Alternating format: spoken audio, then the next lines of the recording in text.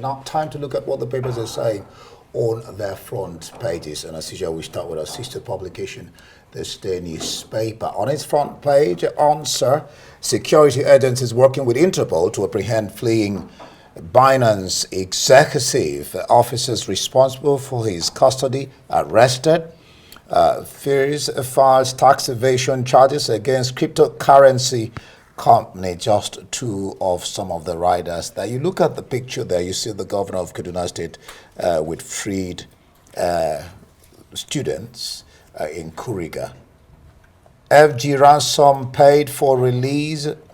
No ransom actually paid for release of Kaduna school children. Says Gumi, not above the law, can be reprimanded if found wanting.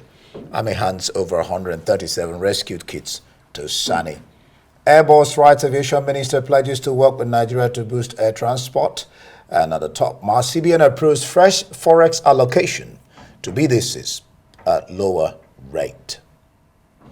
All right, now the New Telegraph this morning, similar headlines. Kaduna school children, 1 died and 6 hospitalized, says GOC.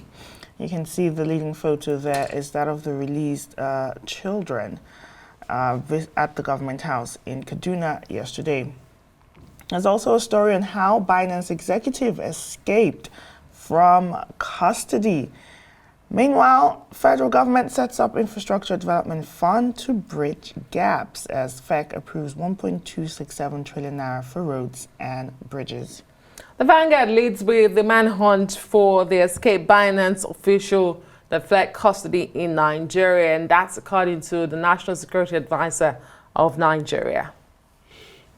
All right, let's look at the Punch newspaper. Actually, I thought you were going to take Punch, so I'll come back to Punch Sports. All right, Punch has the same story on the Binance chief. FG contacts Interpol soldiers held over detainees escape. Fleeing crypto guru holds British Kenyan nationalities, escaped via Middle East airliner. This is from the NSA office. Escape shock security agencies. Detained soldiers risk disciplinary action. Binance supports the probe. Ondo farmers protest alleged farmlands takeover by Chinese firm. And FG deducts 415 billion naira state allocations for debt servicing. The Guardian Nigeria this morning beams its lights on our electricity assets. Vandalism of 117 power towers cost 12.8 billion naira and threatens $7 billion loan. The infographics there, get a copy to see all that information. In Lagos State, they've arraigned 2 medical doctors for alleged involuntary manslaughter. Meanwhile, Binance experts flee executive escape as federal government files tax evasion charges. The Daily Independent, federal government denies paying ransom to free 137 Kaduna school children. Let's look at the Punch Sports Extra. It says, again, is the women's show, how Nigeria's female Sports Punch Extra, how Nigeria's female students outshone their male counterparts at the African Games. And Nigeria versus Mali, Battle of Egos. Can Finidi make it 2 straight wins? Arsenal to make Cancelo summer swoop. This is from the Sports Punch Extra. The Guardian UK, 2 big stories this morning. Israel isolated after UN Security Council demands Gaza ceasefire. Leading photo for the Guardian UK, Donald Trump in New York yesterday after a judge ruled his criminal trial over alleged hush money payments would go ahead 15th April. Well, a lot of Tuesday's papers react to China as being formally accused by the British government of being behind malicious cyber campaigns against MPs and the UK elections watchdog. Well, let's bring in Arise news analyst. So she's not ready yet. We'll look at a couple of more papers and bring in Dr. Constance Ikoku, journalist, social commentator, and our news analyst. Let's look at the Daily Express. Okay. Go ahead. Let's look at the I paper and see what it is saying on its front page. It says, UK cabinet clash on how to fight China's spy threat. And that story also makes it to the front page of the Times. China set to be declared a threat to national security. Britain and US expose scale of cyber attacks designed to undermine democracy and repress critics. And I think we have our analyst, Dr. Constance Ikoku, join us now. Good morning, Dr. Constance Ikoku. Good morning, everyone. Great to see you this Tuesday morning. Good to see you too.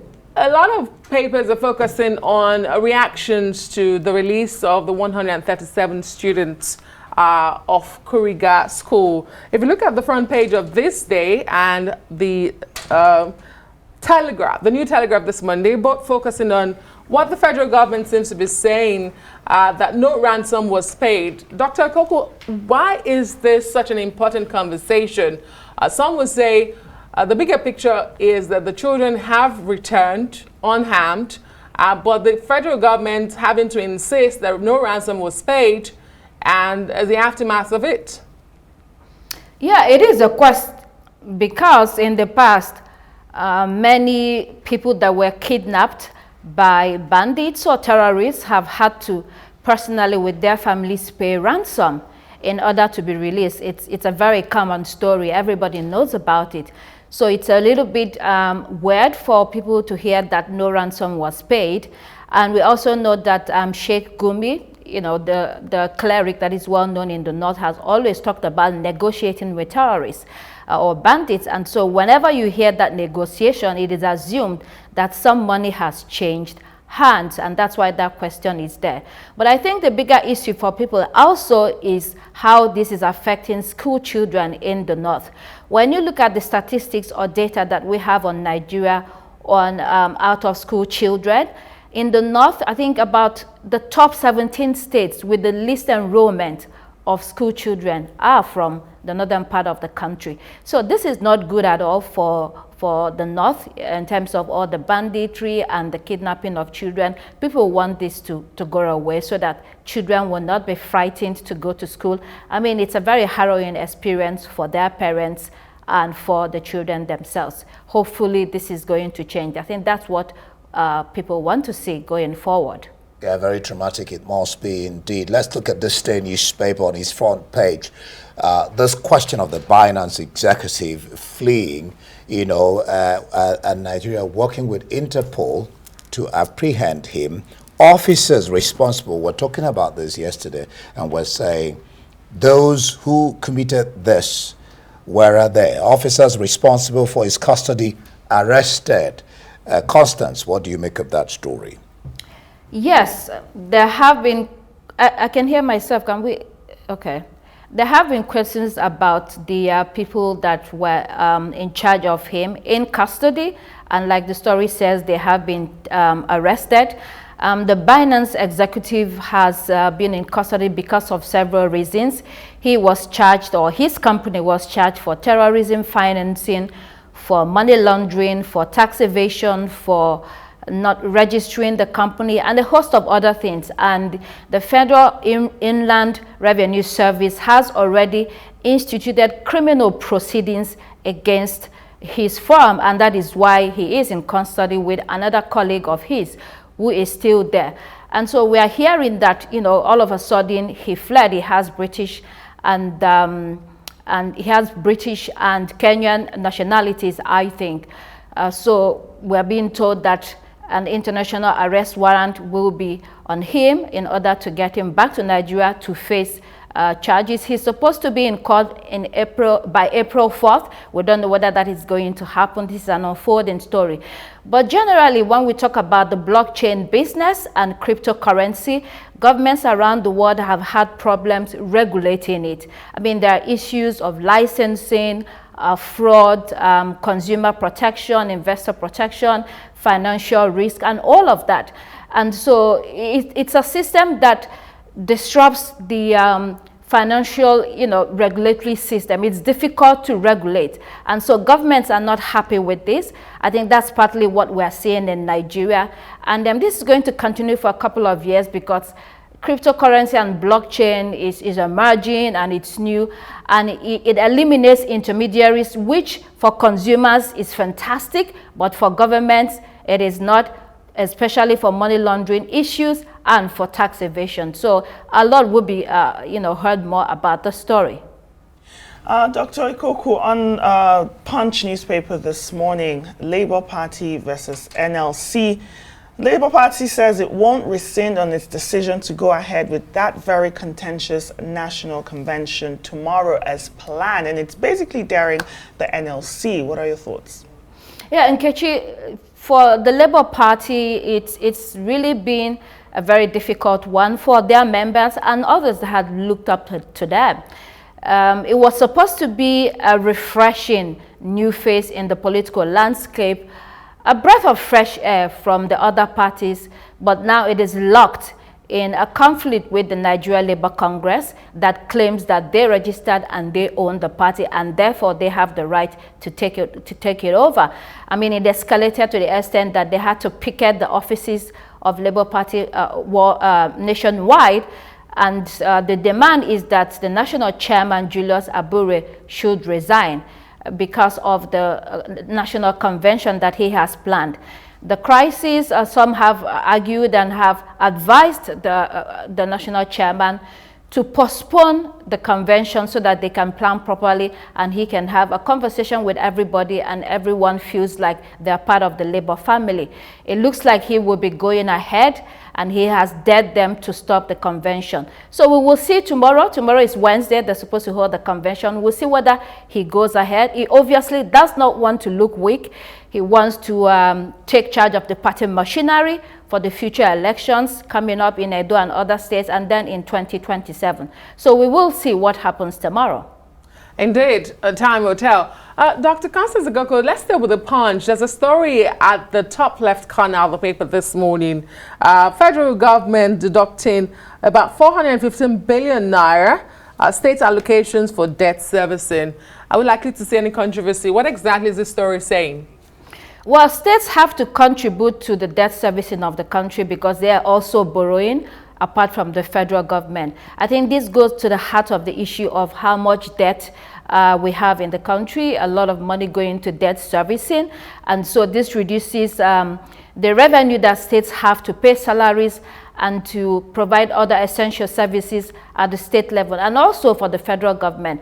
But when you read that story, it also talks about the fact that government has continued to borrow. For the first 6 months of this administration, President Tinubu has borrowed domestically over 4 trillion naira, and then externally from African Development Bank and Exim Bank of China, over $500 million, and so many other borrowings that have been recorded by the National Bureau of Statistics.